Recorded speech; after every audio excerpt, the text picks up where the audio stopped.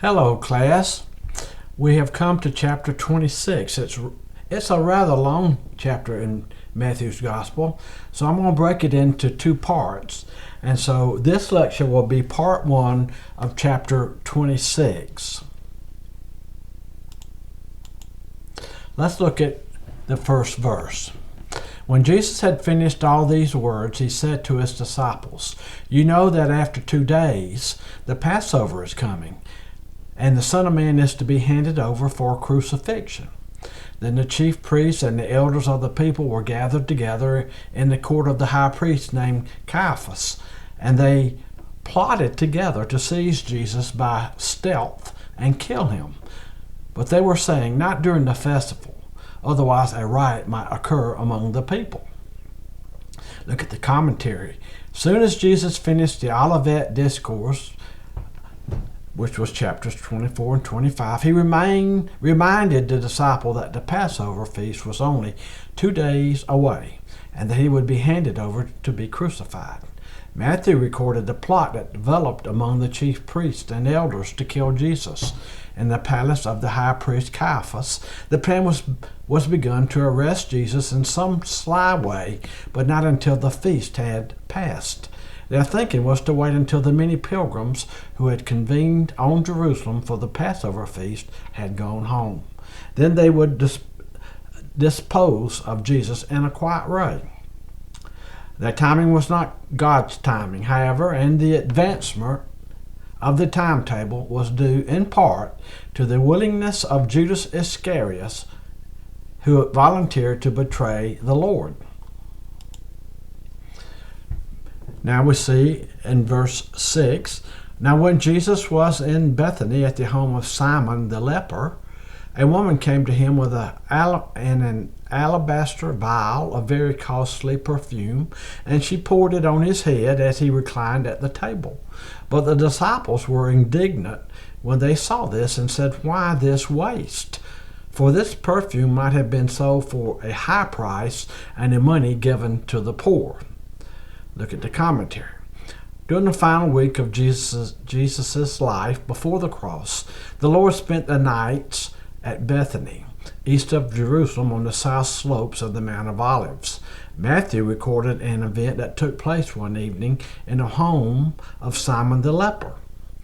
John recorded the Gospel of John in his recording in great detail in chapter 12 of John's Gospel, giving the names of the individuals. The woman who poured the oil on Jesus' head was Mary, not his mother, but Mary and Lazarus and Martha, that family. And the disciple who first objected to the action was Judas Iscariot. The perfume was very expensive, worth a year's wages, and literally 300 denarii. Obviously, this act of love was costly for Mary. Verse 10, "But Jesus, aware of this, said to them, 'Why do you bother the woman? For she has done a good deed to me. For you always have the poor with you, but you do not always have me. For when she poured this perfume on my body, she did it to prepare me for burial. Truly I say to you, wherever this gospel is preached in the whole world, what this woman has done will also be spoken of in memory of her.'" Jesus, in the commentary here, we see that Jesus was aware of the disciples' comments, "Why this waste?" And their heart attitude, they were indignant behind their words. Judas was not motivated by his concern for the poor when he said that. He was a thief and was concerned about the money not being put in their common purse, which he controlled. Jesus reminded the disciples that the poor would always be with them, but he would not always be among them. Mary's heartfelt act prepared Jesus' body for burial. Mary did this act as a testimony of her devotion to him. As a result, her sacrificial act is often proclaimed throughout the world. Perhaps this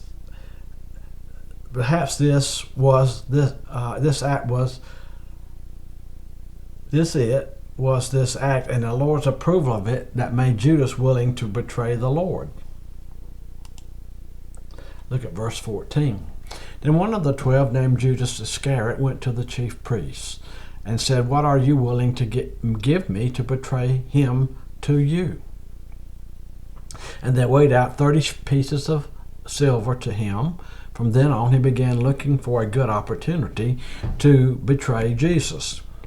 Judas, in the commentary, we see that Judas Iscariot must have been viewed by the chief priests as an answer to their prayers. Judas's offer to betray Jesus Christ was more than agreeing to point out Jesus to arresting officers. Judas was offering his services as a witness against Jesus when he would be brought to trial. He would do anything to gain more money. The offer was made in exchange for funds probably paid out immediately to Judas. 30 silver coins were the redemption price paid for a slave. This same amount was also prophesied as the price for the services of the rejected shepherd. The exact value of the agreed price cannot be determined because the coinage was not identified. It was simply called silver, but it could have been a substantial amount.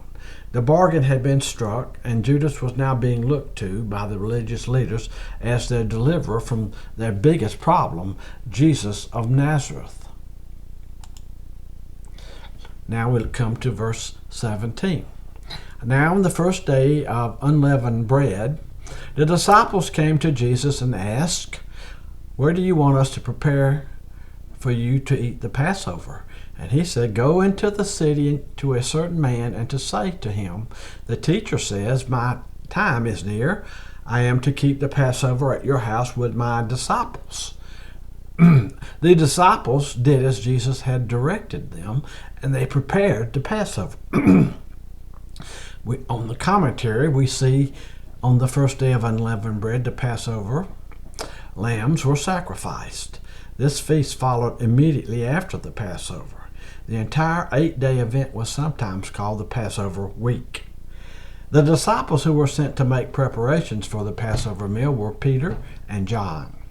The place of the Passover celebration is not designated in any of the Gospels, though it took place in the city of Jerusalem, probably in the home of someone who acknowledged Jesus as Messiah. That he willingly opened his home indicates he had an awareness of Jesus and his claims. Besides finding the location, the two disciples prepared the Passover. That is, they purchased and prepared the food, which probably took them the greater part of that day. Now we come to verse 20. Now when evening came, Jesus was reclining at the table with the 12 disciples. As they were eating, he said, "Truly I say to you that one of you will betray me." Being deeply grieved, they each one began to say to him, "Surely not I, Lord." And he answered, "He who dipped his hand with me in the bowl is the one who will betray me. The Son of Man is to go, just as it is written of him. But woe to that man by whom the Son of Man is betrayed. It would have been good for that man if he had not been born." And Judas, who was betraying him, said, "Surely it is not I, Rabbi." Jesus said to him, "You have said it yourself." Now we look at the commentary.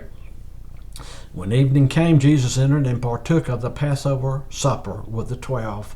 During the celebration, Jesus said that one of those sitting with him was about to betray him. Surprisingly, no disciple pointed to another with an accusing finger, but each became very sad and began to ask if he would be the betrayer. Jesus responded, "He who dipped his hand with me in the bowl is the one who will betray me." Jesus added he would go, that is, die, just as it had been written by the prophets. But woe to the one who would betray him. It would be better for that one if he had never been born. When Judas asked, "Surely it is not I, Rabbi," Jesus clearly pointed him out as the betrayer. Now we come to verse 26. While they were eating, Jesus took some bread, and after a blessing he broke it and gave it to the disciples and said, "Take, eat, this is my body." And when he had taken a cup and given thanks, he gave it to them, saying, "Drink from it, all of you, For this is my blood of the covenant, which is poured out for many for forgiveness of sins. But I say to you, I will not drink of this fruit of the vine from now on until that day when I drink it new with you in my Father's kingdom.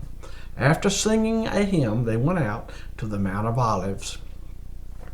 Here we see in the commentary, Jesus instituted new in the Passover feast, a new covenant. While they were eating, he took bread and gave it a special meaning. When taking the cup of wine, he gave it a special meaning too. Jesus said the bread was his body, the wine was his blood of the new covenant. It appears Jesus was using these elements as visible reminders of an event about to take place. The bread and wine represented Jesus' body and blood about to be shed in keeping with the remission of sins promised in the new covenant predicted by Jeremiah 31. A covenant that would replace the old Mosaic covenant. Jesus' blood was to be shed for many for the forgiveness of sins. This portion of the Passover supper has been followed by Christians and called the Lord's Supper. Jesus told his disciples that he would not eat this meal again with them until the institution of the Father's kingdom on earth. And now we look at verse 31. Then Jesus said to them, "You will all fall away because of me this night. For it is written, I will strike down the shepherd, and the sheep of the flock shall be scattered. But after I have been raised, I will go ahead of you to Galilee." But Peter said to him, "Even though all may fall away because of you, I will never fall away." And Jesus said to him, "Truly I say to you that this very night, before a rooster crows, you will deny me 3 times. Peter said to him, "Even if I have to die with you, I will not deny you." All the disciples said the same thing too. Now we see the commentary. As Jesus and the disciples headed for the Mount of Olives, he reminded them that soon they would all forsake him in fulfillment of Zechariah 13:7. But Jesus promised victory over death, for he said he would arise again from the dead and go ahead of them to Galilee after the resurrection. Peter strongly reacted against the idea that he would forsake Jesus. Peter affirmed he would never deny the Lord, even if all the others did. But Jesus predicted that Peter would deny him 3 times that very night before the crowing of the rooster in the early morning. Peter could not believe he would forsake Jesus. Again, he affirmed his devotion, even if it meant death. This was the feeling of all the other disciples as well. And that will conclude part 1 of chapter 26.